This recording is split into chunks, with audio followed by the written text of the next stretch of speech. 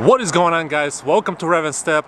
I have a very good video for you today. I want to talk a little bit about what it's taking me to afford this car, or how much it's cost me, and how I was able to pay it off. Not quickly, but semi-quickly. I was able to pay it off within a year, a little bit less than that, but let's just go into the details. But before that, I want to give you the background story. And it's really hot over here under the sun. You guys can see the sun is right there, so it's beaming on my head. That's why my eyes are kind of squinty. But I'm going to try and make this video, I'm going to try and make it as short as possible, but I also want to give you the background story of my past, or what I did, and how I came here to the States, and what happened through my life to where I was able to afford such a thing and have it paid off semi-quickly. No, I did not deal drugs.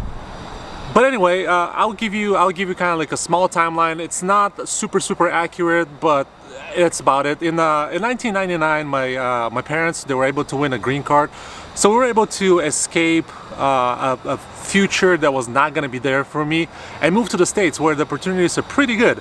I didn't have great opportunities. I didn't speak English at all. As you guys can tell, my English is not the best yet, but that was 20 years ago, 20 plus years ago.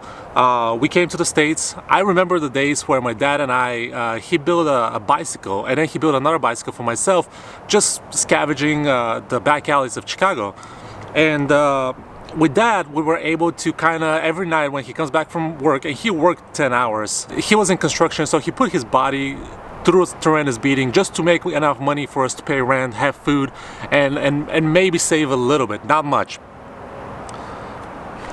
So with that happening, every night he'll come home about 6 or 7 o'clock, and we will get on our bicycles and start going through the back alleys of Chicago, and we'll try to find stuff that we could use. We found our first TV there. I was able to build a computer out of basically 3 computers that I found, and back then it was, I believe it was like Windows 3.11 or 3.1 or something. I can't remember back then, but I was able to build a computer out of that. So we had a huge struggle to overcome. None of us spoke really good English. My parents were very old. My dad was over his 50s, so he came here late. He didn't have many opportunities as everyone else has when they come here younger, but he was able to get in construction. He was able eventually to, you know, find his path, and he was decently successful. And back to me, so we struggled through that, and then eventually we moved to St. Louis. And over there, I went to school. I graduated high school. I was working a job since I was 16. I was saving money. So I went to college. I graduated college, late 2000s. I graduated college, and I had college debt. As normal person in America would have college debt. They went to college. They would have college debt. So I started actually after graduating college. I was hoping to get the Monday through Friday job, which I didn't. I graduated right around the Great Recession, and there were no jobs available. So kind of like a similar situation right now. So what I did is I started working 3 jobs. I was not afraid of hard work. I got that from my dad, which I'm blessed with that specific skills from him, with that specific skill set from him. And I was not afraid of hard work. I worked at a furniture store as a salesperson.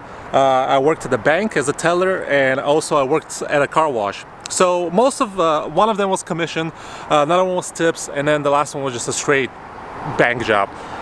So that really helped me get ahead with my finances when it comes to paying off my student loan debt. I didn't have a huge student loan debt. I guess I was smart in school, so they gave me decent scholarships. So my student loan debt was nothing outrageous. I believe it was about $20,000.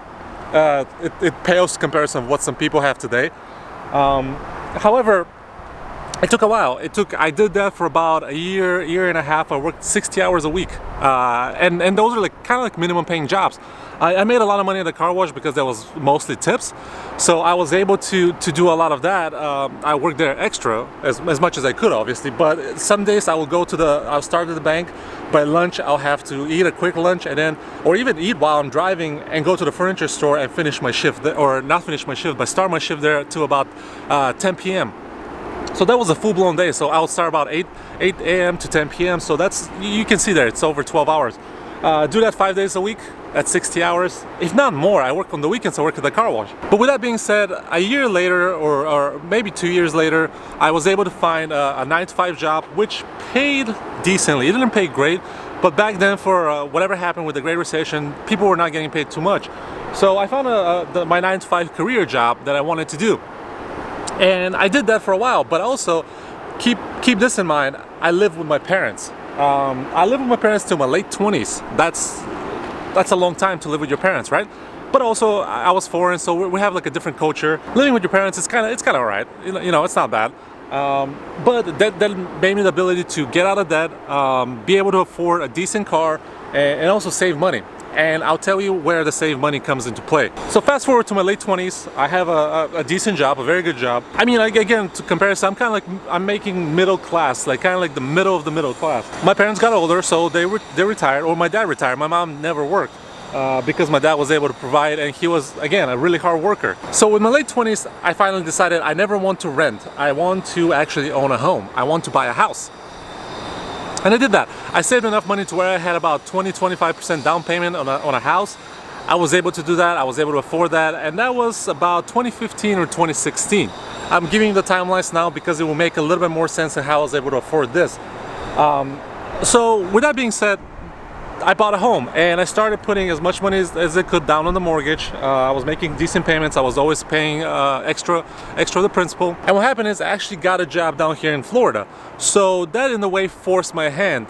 You guys can see my channel has went through a few different cars the last few years. I had a GTI, I had a white Mustang GT, and now the Bullitt. And what I mean by that forced my hand, it forced my hand to sell my house, which actually appreciated in value over the last 3 years that I owned it. Which there's a lot of real estate channels in YouTube everywhere. You can see that a lot of people say yes, homes appreciate in value a lot, and real estate investment is really good.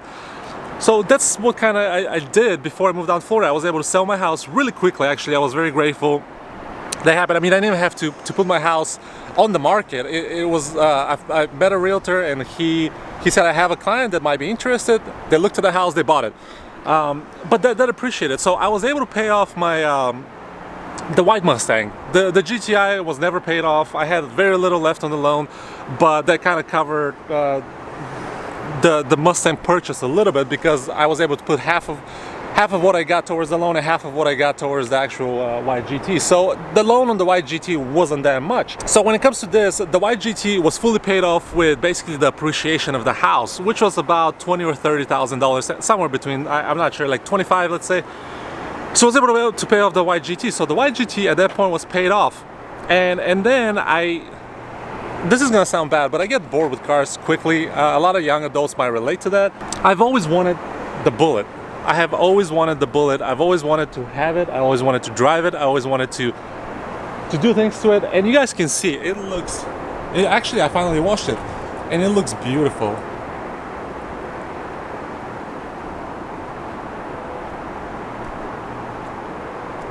So I went to a dealership and I finally signed the papers on the Bullitt. Let me give you some numbers here because they're recent in my memory. The Bullitt, I paid about $43,000 for it. I didn't get any extra warranties, nothing like that. I just got a discounted MSRP. The only thing that's missing is the Recaro seats, which I wasn't too sure about it. I like the heated and cooled seats, especially here in Florida. It's really hot.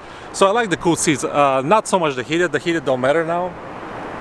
But I was able to pretty much pay for most of the Bullitt with the GT income, or the GT funds. So they gave me about 32, I think it was like 31.9 or something like that for the GT, which leaves about a gap of $11,000-12,000 for this car. So in about 6 months, I was able to save. I have no debt. So this is the main driving goal behind my ability to save money quickly, is not having debt. When I had the car, yes, I piled debt again, but it wasn't much. It was about $11,000. So within 6 months, and let me put a disclaimer, YouTube did not help me with this whatsoever. I have very limited views. The views make me about $100 every 3 months, so that's nothing in the great scheme of things. It's something, it helps. But I have another hobby, and the hobby is investing in stocks. And I'm not gonna pitch you guys any investments, nothing like that. Let me know down below in the comments if you actually want me to talk a little bit more about investments. That hobby was able to make me gather a little bit extra funds, so it happened really quickly actually. So we had the market run up until about March. I'm kind of like a safe dividend investor, so I don't tend to lose a lot of money when the market goes down, but again a lot of money when it starts going up. So with that happening, the stocks drove up. Pretty much January, February, the stocks went to new records. They set new records, and I sold at that point. Call it lucky timing because I had no idea what the sickness that happened around was going to happen. So I was just lucky selling at the right time. But I was able to sell all the stocks to be able to pay this off in 6 months. So I invested in those 6 months. I got a little bit of a gain. I think it was about 10% or so. It's not a lot of money, but it helped me pay this off, especially getting the dividends as well. So it helped me pay this off real quickly. And a lot of you are probably asking, where's this video going for? Why are you telling us all this? I just want to say, as what's going on today in society, I want to say that it's still possible to be successful. And I don't mean successful as to be rich or wealthy. I mean to be successful to live life with no debt. And that's very relaxing. Living life with no debt is very relaxing because you can do a lot of things. You're not a slave to your job. That's all there is. You are not a slave to your job. You can pick up and leave tomorrow if you have enough money saved to live, to pay for your rent. And it all stems from hard work. A lot of people say, oh yeah, there's no opportunities out there, but they are. You just have to find those opportunities. You have to work extra hard. I have worked with people that are way more educated than me. I've worked with people that are smarter when they speak to other people. They have really great public speaking, if you put it that way. However, I was more successful than them because of my hard work. I was always there. I was always willing to pick the extra work up, and I enjoy that. I enjoy to see my project or anything that I'm working on be complete or come to success. And this is again why I'm saying is you can be the smartest person in the world, and if you're lazy, you're not going to be very successful. You might struggle to find a decent 9-to-5 job. I get it, not a lot of people have the opportunity to do that, but even if you work hard somewhere else in life, you'll be very successful. You can pick up YouTube, for example. I'm not very good at YouTube. I don't make a lot of money on YouTube, if any. I try. I mean, it's an extra income that you can, get, but I'm not really that successful. But I enjoy it. I enjoy talking to you guys. I enjoy to see what you guys say in the comments. So that's very meaningful to me. And maybe I'll get lucky. I don't know. There's a lot of YouTubers that didn't do anything for 5, 6, 7 years, and then 1 year they made a viral video, and that just moved up the ranks. So there's always an opportunity. So I guess the final message is just keep working hard.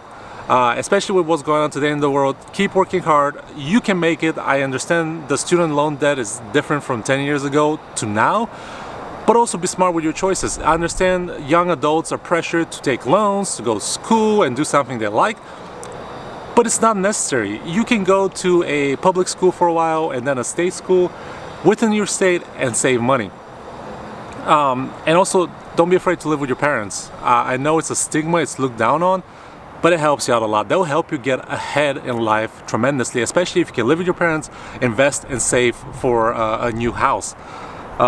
That's just like kind of like the trio right there, the best trio. And I wish if I could go back in time, I wish I invested more while I was living with my parents and while saving for a down payment, and I actually did not spend money on buying a few new cars, which I did. That's probably the biggest mistake. However, if you guys lasted to the end of this video, I really appreciate it. I appreciate your support. I appreciate you watching this video. If you enjoyed the video, press the like button. And if you like me, please subscribe, and I'll catch you guys later.